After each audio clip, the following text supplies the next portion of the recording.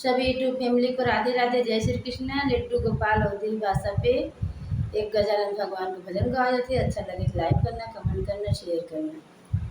सबसे आगे पूजा तोहार हो गौरी के ललनवा, गौरी के ललनवा रिद्धि सिद्धि के सजनवा, गौरी के ललनवा रिद्धि सिद्धि के सजनवा।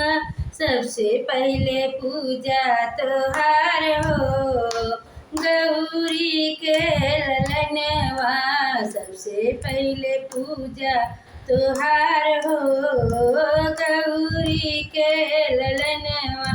ब्रह्मा से पहले विष्णु से पहले, ब्रह्मा से पहले विष्णु से पहले, लक्ष्मी से पहले तोहार हो गौरी के ललनवा।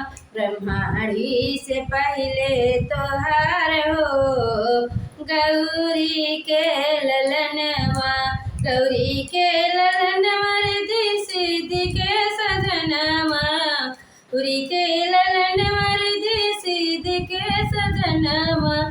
सबसे पहले पूजा तोहार हो गौरी के ललनवा।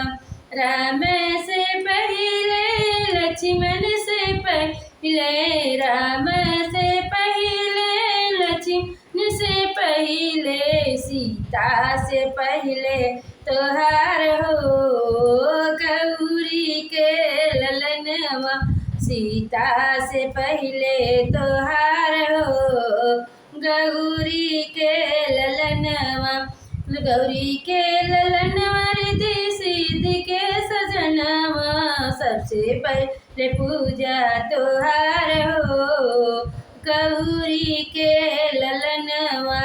कृष्ण से पहले दाऊ से पहले, कृष्ण से पहले दाऊ से पहले, राधा से पहले तोहार हो गौरी के ललनवा, गौरी के ललनवा रिद्धि सिद्धि के सजनवा, गौरी ललनवा रिद्धि सिद्धि के सजनवा।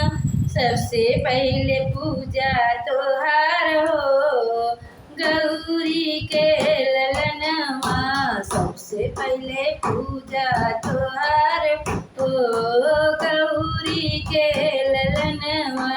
ब्रह्मा शंकर से पहले, कार्तिक से पहले, भोले से पहले, कार्तिक से पहले, पार्वती से पहले तोहार हो गौरी के ललनवा, पार्वती से पहले तोहार हो गौरी के ललनवा, गौरी के ललनवा रिद्धि सिद्धि के सजनवा।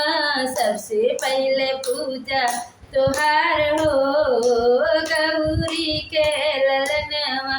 अम्बे से पहले, दुर्गे से पहले, काली से पहले तोहार हो गौरी के ललनवा, गौरी के ललनवा रिद्धि सिद्धि के सजनवा, गौरी के ललनवा रिद्धि सिद्धि के सजनवा। सबसे पहले पूजा तोहार हो गौरी के ललनवा। बोल गजानन भगवान की जय।